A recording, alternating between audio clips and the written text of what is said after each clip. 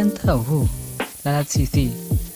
Lalat ini berbeda dari lalat-lalat yang lain yang sering kita lihat karena ia bisa menyebabkan seseorang menjadi mengantuk. Kok bisa ya? Lalat ini hidup di Afrika Tengah. Dilansir dari laman mediakus.com, lalat siti merupakan lalat yang hanya ada di benua Afrika, tepatnya di Afrika Tengah. Di sana terdapat kurang lebih 20 spesies lebih lalat siti yang jenisnya sudah diketahui. Bagaimana tubuh lalat siti? Dilihat dari sekilas, bentuknya lalat siti berbeda dari lalat pada umumnya. Bagian kepalanya, lalat siti terdapat sepasang mata majemuk yang besar, dan di bagian punggungnya terdapat sepasang sayang yang transparan.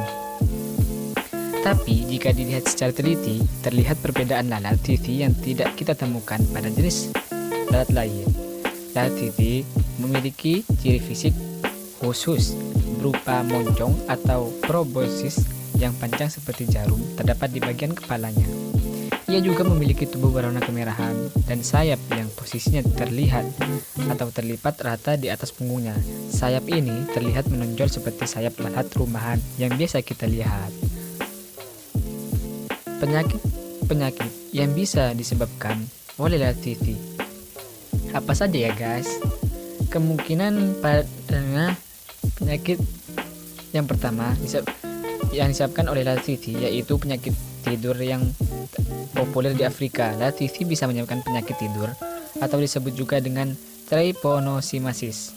Penyakit ini memang jarang kita dengar terjadi di Indonesia, tapi penyakit ini populer di Afrika. Disebut dengan penyakit tidur karena bisa menyebabkan badan lemas, mudah tertidur, bahkan dapat menyebabkan meninggal dunia.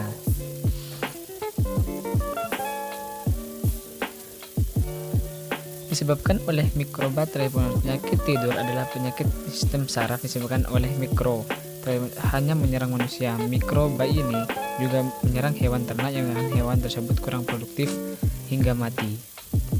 Nah, itulah karakteristik dari lalat siti. Oke guys.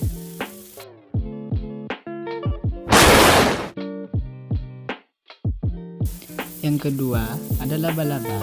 Laba-laba adalah sejenis hewan berbuku dengan 2 segmen tubuh, 4 pasang kaki, tak bersayap, dan tak memiliki mulut pengunyah.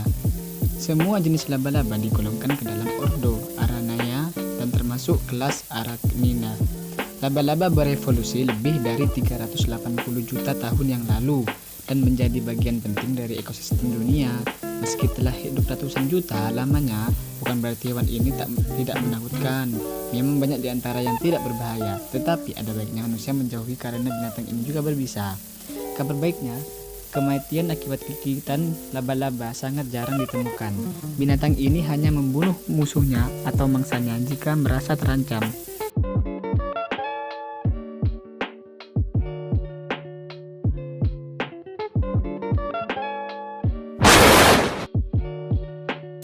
Yang ketiga, kissing bug. Kissing bug, benarkah dapat menularkan penyakit mematikan? Laman media sosial akhir-akhir ini dihebohkan dengan munculnya berita terkait kissing bug. Serangan yang dikabarkan dapat menularkan penyakit Chagas. Jika tergigit serangga ini, dikabarkan pasien bisa lumpuh hingga meninggal dunia.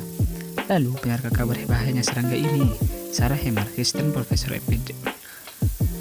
mengatakan kissing bug memang bisa menularkan penyakit, namun tidak berbahaya dan mematikan seperti yang dikabarkan.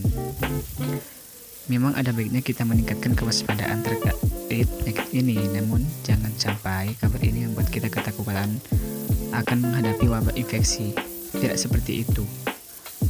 Kissing bug merupakan istilah yang diberikan kepada kumbang dengan warna Latin, kumbang kecil dengan ukuran tak lebih dari beberapa inci. Hewan ini senang keluar di malam hari dan menggigit daerah bibir dan wajah manusia. Disitulah istilah kissing bug muncul.